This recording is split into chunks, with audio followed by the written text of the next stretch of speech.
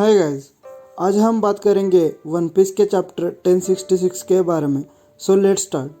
तो पिछले चैप्टर में पंक 01 ने बताया था कि ये सिटी फ्यूचर की नहीं बल्कि पास्ट की है।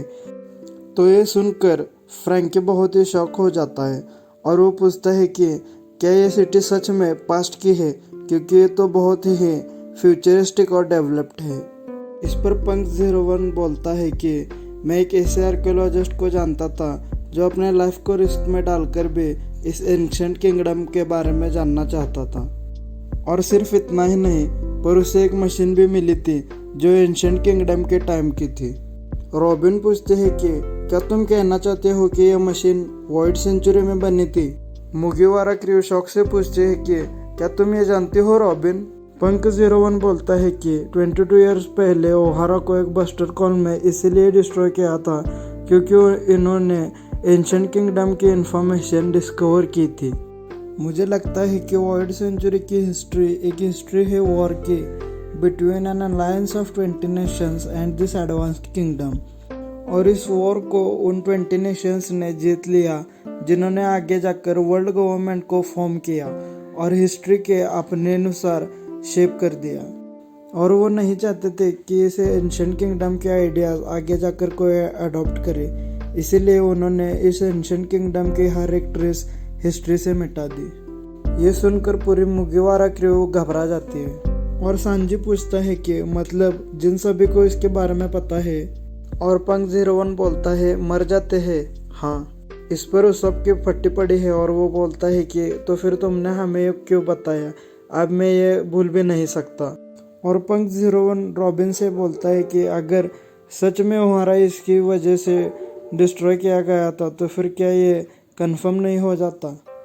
इस पर रॉबिन बोलते हैं कि तुम ये सब क्यों पूछ रहे हो, तुम तो गवर्नमेंट में इतने हाई पोजीशन पर काम करते हो, तुम्हें तो यह सब पहले से ही पता होगा। पंक 01 रॉबिन को बताता है कि नहीं, मुझे भी तुम लोगों की तरह कुछ भी पता नहीं, और अगर मैं ये गवर्नमेंट को पूछूं तो फिर वो मुझे भी मार देंगे। रॉबिन पूछते हैं कि अगर ये सब सच है तो फिर तुम्हें कैसे मालूम कि वो सब इसी किंगडम पर रिसर्च कर रहे थे और ओहारा के सारे बुक्स और मटेरियल। तो तभी पंक 01 रॉबिन की बात काटते हुए बोलता है the will of Ohara lives on. उस दिन सारा वर्ल्ड शॉक हो गया। एक ही रात में ओहारा, जो आइलैंड अपने लव ऑफ नॉलेज के लिए जाना जाता था, उसे वाइप आउट कर दिया और सिर्फ एक ही छोटी लड़की बच गई। उन स्कॉलर्स को डेविल बोलकर वो वर्ल्ड गवर्नमेंट को ओवरथ्रो करने की प्लानिंग कर रहे थे, ऐसा बताया गया। कुछ महीनों बाद मैं ओहारा में गया प्रोफेसर क्लोवर के लिए फ्लावर्स लेकर, एज मैं उन्हें जानता था। इस पर रॉबिन पूछते हैं कि क्या तुम प्रोफेसर क्लोवर को जानते थे। पंक 01 बताता है कि वो आदमी वॉइड सेंचुरी को लेकर इतना ऑब्सेस्ड था कि वो दुनिया भर इसकी इन्फॉर्मेशन इकट्ठा करते हुए घूमता था। और हमें दिखाया जाता है कि प्रोफेसर क्लोवर बिल्कुल एक पायरेट की तरह हाथ में तलवार लेकर शिप से ट्रैवल कर रहे हैं। प्रोफेसर क्लोवर से इम्प्रेस होकर काउंटलेस स्कॉलर्स ओहारा में आ गए और वो ट्रूली एक लैंड ऑफ आर्कियोलॉजी हो गई। हालांकि आगे जाकर यह सब बहुत ही बुरी तरह से ख़त्म हो गया। जब मैं ओहारा में गया, मैं ये देखकर बहुत ही शॉक्ड हो गया था कि ट्री ऑफ नॉलेज भी जलकर खाक हो गया है। पर आइलैंड के सेंटर का लेक बहुत बुक से भरा हुआ था। मैं समझ गया कि ये उन स्कॉलर्स का काम है और उन्होंने अपने फाइनल मोमेंट्स इसी काम के लिए डेडिकेट कर दिए। वो चाहते थे कि उनकी ये कलेक्टेड इन्फॉर्मेशन नेक्स्ट जनरेशन तक पहुंच जाए। अगर किसी मरीन्स ने इन बुक्स को देखा भी है तब भी उन्हें इन बुक्स की वैल्यू पता नहीं चली होगी और उन्होंने इसे ऐसे ही रहने दिया होगा। तभी रॉबिन को अपना पास्ट याद आता है कि कैसे उसकी मॉम उसे वहाँ से जाने के लिए कह रही थी, और वो बताती है कि हिस्ट्री हमारा ग्रेटेस्ट ट्रेजर है और हमें उसे प्रिजर्व करना चाहिए, and we just can't give up on your future. फिर रॉबिन रोने लगती है और सारी मुगिवारा क्रू गुस्सा हो जाती है और बोलती है कि हमारे शूज़ रिलीज करो वेगापंक। फिर रॉबिन बताती है कि तुम करेक्ट हो और ऐसा ही हुआ था, और पूछती है कि वो बुक्स अभी कहाँ है। पंक 01 बोलता है कि मैं उन बुक्स को पंक हज़ार्ड लेकर जाना चाहता था, लेकिन अगर गवर्नमेंट को ये पता चलता तो फिर वो सब वहाँ पर ही ख़त्म हो जाता। इसलिए उस दिन मैंने जिन लोगों को देखा उन्होंने वो बुक्स ले ली और हमें वो दिन दिखाया जाता है 22 ईयर्स पहले वेस्ट ब्लू में ओहारा बस्टर कॉल के कुछ ही महीनों के बाद। यहाँ पर हमें असली वेगापंक दिखाया जाता है जिसका सिर बहुत ही एबनॉर्मली बड़ा है। वेगापंक देखता है कि 3 जायंट्स मिलकर उन बुक्स को उस लेक से बाहर निकाल रहे हैं और वो खुद से बोलता है कि कौन है ये लोग, क्या कर रहे हैं, क्या इन्हें उन बुक्स की असली वैल्यू भी पता है। तभी पीछे से आवाज़ आती है, it's been a while Vegapunk, और तुम्हारा ये सिर तुम्हें हर बार की तरह हाईलाइट करता है। और हम यंग ड्रैगन को देखते हैं। तभी वेगापंक पूछता है कि तुम यहाँ क्या कर रहे हो, और ड्रैगन बोलता है कि ये मैं तुमसे भी पूछ सकता हूँ। मैं क्लोवर को जानता था। मैं जानता हूँ कि वो पागलों की तरह ओशन में घूमता था, पर ये वर्ल्ड को डिस्ट्रॉय करने वाली बातें ये सब एक साजिश है। फिर ड्रैगन वेगापंक से बोलता है कि क्या तुम उन जायंट्स के बारे में सोच रहे हो? मैंने उनसे बात की है और वो एल्बाब से है और उन्हें इन बुक्स की वैल्यू पता है। उनका कैप्टन एक स्ट्रेंज जायंट है जो सर से लेकर पैर तक पूरी तरह बैंडेजेस में कवर्ड है। वो कह रहा था कि वो इन बुक्स को संभाल के रखेंगे।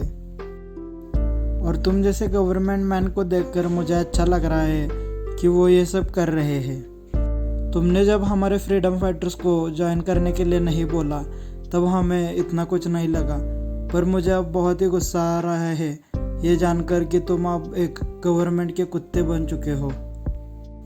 इस पर वेगापंक बोलता है कि तुम्हारे पास इतने पैसे भी नहीं है कि तुम मेरे प्रोजेक्ट्स को फाइनेंशियली सपोर्ट करो। फिर मैंने तुम्हें ज्वाइन कर किया होता तो फिर मेरे स्किल्स का क्या यूज़ होता।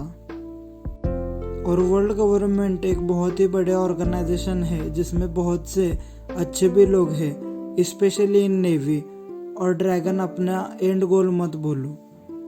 और ड्रैगन बोलता है हाँ मुझे पता है, लेकिन अब इतना सब कुछ होने के बाद मैं चुप नहीं बैठ सकता। उन इनोसेंट स्कॉलर्स को ब्रूटली मारा गया सिर्फ उनके अथॉरिटी क्वेश्चन करने पर। मैं एक ऐसी आर्मी रेज करने वाला हूँ जो उनसे हेड ऑन फाइट कर सके। इस पर वेगापंक बोलता है कि मुझे लगता था कि तुम्हें वॉर पसंद नहीं। ड्रैगन बोलता है कि तुम देखना वेगापंक, मैं इस दुनिया को चेंज कर दूंगा और मैं विल ऑफ ओहारा को क्लोवर के साथ मरने नहीं दूंगा। और उसी साल ड्रैगन ने एम्पेरियो इवान को और बर्तलोमेव कोमा के साथ मिलकर रिवॉल्यूशनरी आर्मी एस्टेब्लिश की। और ये सुनकर पूरी मुगिवारा क्रू की डिफरेंट रिएक्शंस होती है। नामी बोलती है वाव, लूफी के डैड कितने इंटेंस है। उसब पूछता है कि क्या तुमने अभी एल्बाफ कहा। रॉबिन पूछते हैं कि प्रोफेसर क्लोवर की डेथ ने ड्रैगन को मोटिवेट किया। फ्रैंकी कहता है कि कोमा ने हमारी मदद क्यों की और वेगापंक तुमने उसे इतना मॉडिफाई क्यों किया। और सांजी को पता चलता है कि इवान को one of the founding members है। पंक 01 कहता है कि मैं क्यूरियोसिटी में आकर एल्बाफ गया और उन्होंने मुझे सारी किताबें पढ़ने दी। इन अदर वर्ड्स मैंने उस सारे इन्फॉर्मेशन को मेमोराइज किया और वो सारे इन्फॉर्मेशन मेरे दिमाग में है और मैं उस रिसर्च को कंटिन्यू कर रहा हूँ। रॉबिन पंक 01 से पूछती है कि क्या वो जायंट सोल है। इस पर पंक 01 बोलता है कि वो अभी छुपा हुआ है और मैं तुम्हें कुछ भी नहीं बता सकता। इस पर रॉबिन पंक 01 से बोलते हैं कि थैंक यू कि तुमने ओहारा के सेक्रीफाइस को वेस्ट होने नहीं दिया। फिर मुगिवारा क्रू के शूज ऑटोमेटिकली मूव होने लगते हैं और पंक 01 बोलता है कि मैं तुम्हें कुछ दिखाना चाहता हूँ। फिर हमें जायंट रोबोट दिखाया जाता है जहाँ पर लूफी, चॉपो और जिम्बे उसे वॉइस कमांड देकर उसे एक्टिवेट करने की कोशिश कर रहे हैं। फिर उस जायंट रोबोट से कुछ वाइब्रेशंस आती है और लूफी डर जाता है कि वो फटने वाला है।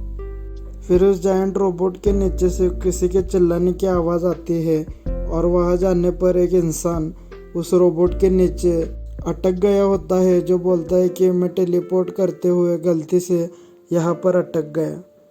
उसे बाहर निकालने पर वो लूफी से कहता है कि तुम तो ड्रैगन के बेटे हो, मुझे पता था कि तुम यहाँ पर ज़रूर आओगे। और वो बोनी से बोलता है कि बोनी तुम तो बड़े हो गए, कितनी अच्छी बात है। और बोनी उसे वेगापंक बुलाकर कंफर्म कर देती है कि वो असली वेगापंक है। और ये सभी बातें वेगापंक हवा में फ्लोट होते हुए कर रहा होता है और ये देखकर लूफी चौंक जाता है। वेगापंक उसे बताता है कि तुमने मेरे जैसे ही शूज पहने हैं और उसमें एक बटन है जिसे दबाने के बाद तुम भी फ्लोट कर सकते हो। और चॉपर और लूफी के बटन दबाने के बाद वो दोनों वेगापंक के साथ फ्लोट करने लगते हैं और उसी के साथ ये चैप्टर ख़त्म हो जाता है। So guys, this was the chapter 1066 of One Piece. मिलते हैं अगले चैप्टर के आने के बाद।